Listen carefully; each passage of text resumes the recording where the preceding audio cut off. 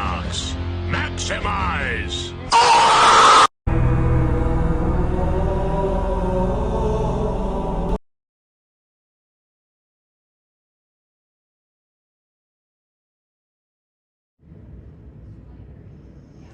Hello and welcome to my first review. We're gonna be reviewing the Studio Series 103 or 103 Rhinox from Transformers Rise of the Beasts.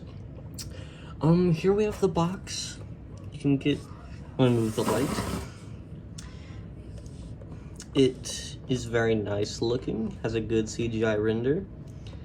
Got the name right there and the Maximo logo. On the side, you have another CGI image with Studio Series and what class of figure it is, a Voyager class, or a classy Voyager, but I don't see him wearing a top hat, so he's definitely not that classy.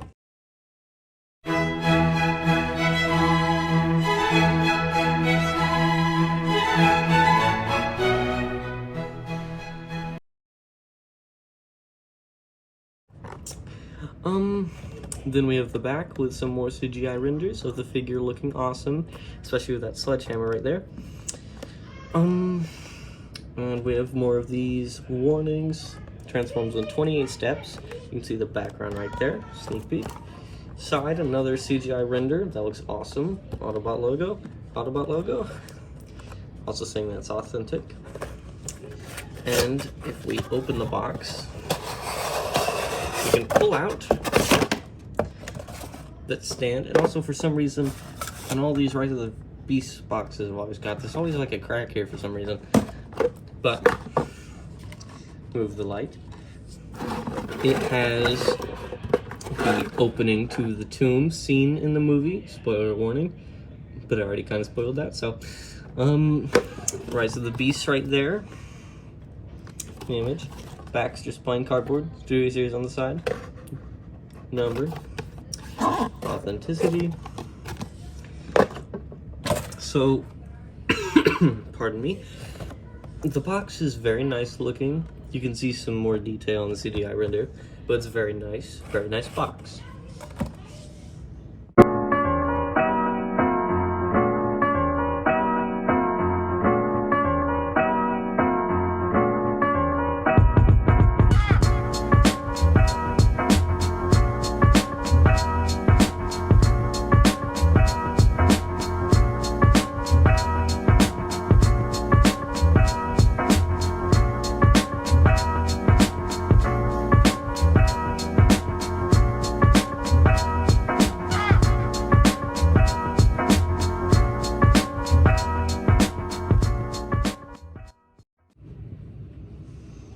And let me bring in Studio Series of Rhinox.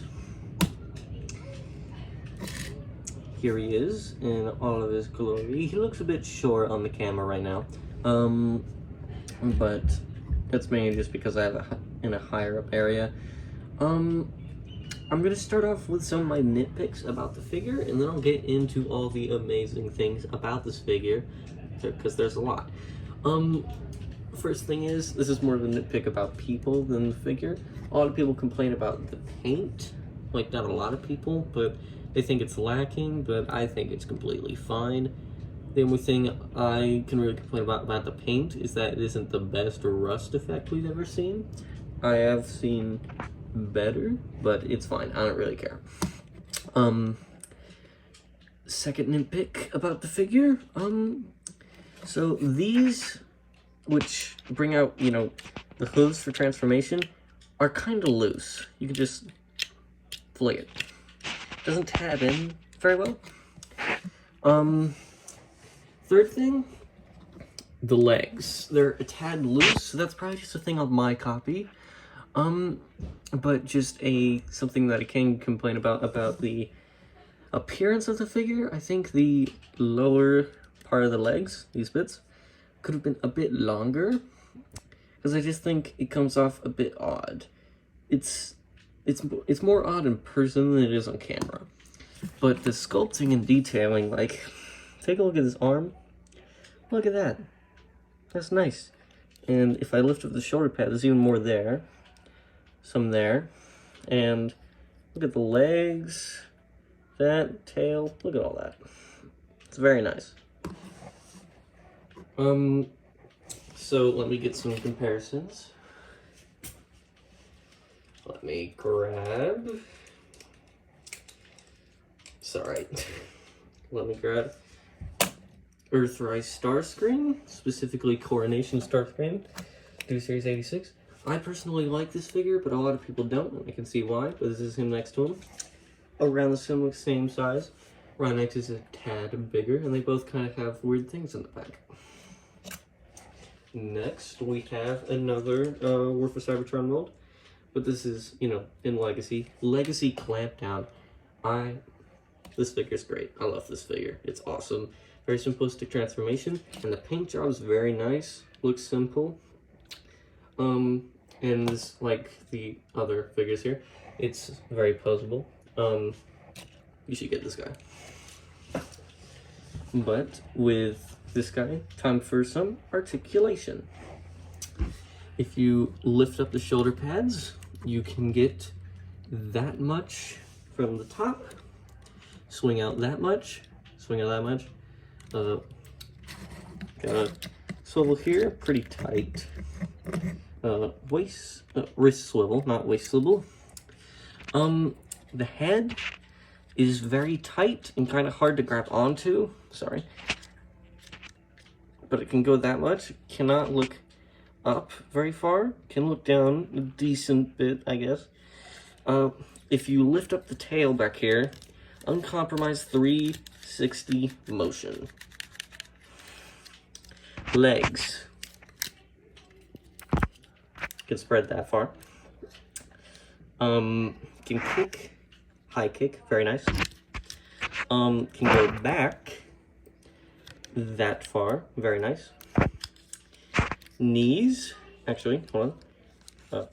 If you grab this, you can move that. It's a bit hard though. Did I just click something? What happened? Knee can, it's not on a double hip joint, but it can go 90. These cannot rock back and forth, but they can rock side to side. About that much. Very nice. I think that's it. For the that's it for the articulation. For accessories. Accessories include this backdrop from the box. Very nice.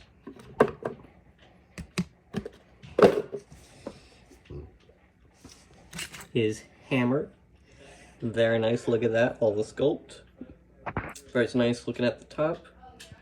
Kind of like a meat hammer. Springs. Very nice. Look at all that. And we can put it in his hand. It's kind of hard for him to hold on to it below that point, which is a bit annoying. It can store in his back. If you move that, it can store in his back, and you can pose it to be like that, or like that, like that. I prefer it like that. Nope. But it looks very nice. I don't think you got to see much of the head sculpt. Head sculpt's very nice. Has green eyes, but they're very small. The one thing about these Rise of the Beast designs is the eyes on the CGI models in the movie and also just on the figures are very small. Like, they're very hard to see, and that's not something I really like that much. And this is it compared to its box. So, yeah. You can find the instructions in the box. They're blue. And speaking of instructions, time for the transformation. Now, I haven't nailed this entirely, but I pretty much have. So, let's get to that. Gonna be a bit hard to film on camera, so let me just kind of finagle my way over there. Lift up the shoulder pads. Then you want to take these and rotate the hands so the thumb is facing towards you. rotate this. Be careful, by the way, when you're rotating this, it can pop this off sometimes, this slide thing. That can be annoying. Or this thing, not the slide, this thing. Then you can slide this around and pop that in there. Then you want to rotate the arms, and we do that on the other side. We rotate the fists. It can be very difficult sometimes. Rotate that, put them in there, and twist the arm. So that way this spike bit is facing upwards. Next, you want to basically move these out of the way real quick for clearance. Then I believe go to the back, move that down, and untab that. You can pull out the rhino head, and it's a bit hard to grab. You can pull out the horn, and you have the rhino head out. Then we should go over here. It's a bit hard to get these bits, so I like to use the hammer, and it just kind of presses those open, and now you can get to those very easily and successfully. God. Then you're going to want to rotate these arms, and just kind of move them down. Depends on what you want to do. Then this neck piece is hard to pull down, but you can pull it down and it'll be like that, like at a 90-degree angle. And these horn bits, you will, it's kind of hard to put on camera, you will put these in there. It's not important. If you want, you can have them out. It's a bit of an aesthetic choice. Doesn't hinder much, but it can hinder it. Then we'll just simply take the legs and do that. Very simple. Not a lot going on there, I think. I am not sure. I don't read instructions, but I'm not sure if there's something you transform in the legs. So at the moment, that might change. You're going to want to click that until it's very similar to the sculpt. That aligns very well. And this, see, this just untabs so easily. This can go like that, and you'll bring these down like that. Not sure if I got that on camera well. They'll be like this, and you need to push them in like that. Same on the other side. I already did that. Then you'll bring these down like that, and here you have Studio Series Rhinox. Look at that. Let's look at some of the details. The face, much easier to see the eyes than on the robot mode. The horn, very nicely sculpted. I love the texture work on this figure. The ears, these pinholes kind of help it, make it look more like ear holes. The second horn, which is accurate to rhinos, I think that's cool. The noses, bit of the cheeks, and the mouth can open, do a scream, as you saw at the beginning of the video. Arms, they can still move out, just kind of untab some of it. These don't tab in, by the way, they just kind of move out that way, but it doesn't really matter that much. Arms can go like that, can not tilt, but they can still rotate. I wouldn't suggest doing that. The head can move up that far. Will pretty much automatically be like that, looking down. Legs, you can move these bits, and you can move these out to the side. And you can do the ankle rocker here. I have to lean over, it's kind of hurting my back. And the tail can also move, but it can't go down, which is really annoying, because that's not accurate to a rhino. And the weapon is folded up like this. You can store it in the back, maybe use it as like a missile pod. Pew pew, pew pew. Maybe use it as like a javelin or another gun. Pew. Stupid sound effects. Very cool looking. Gotta admit, you already saw some of the poses earlier before I actually brought out the figure. From the bottom, more details you can see. You can also see the chin of the robot, if I can get that clearly. It's right there. Love how they did the kind of beer belly. Works really well, on camera at least. It's just mainly this bit that's a bit kind of weird makes the profile look a bit weird from like a front on, but not too weird. Let me place that there. Let me grab something real quick so it's more of a stand. I don't have access to most of my things right now at the moment, which is why I didn't choose the greatest comparisons. With the camera. So, all in all, put it at an angle here so you can kind of see all of it, in a sense. All in all, very nice figure. I love it a lot. Details and sculpting, very nice. Paint, pretty nice if I do say so myself. I don't think that works there. Accessory, very cool. I like that he has a hammer like that. 4 hammers are very cool. Don't see that very often. Details, very nice.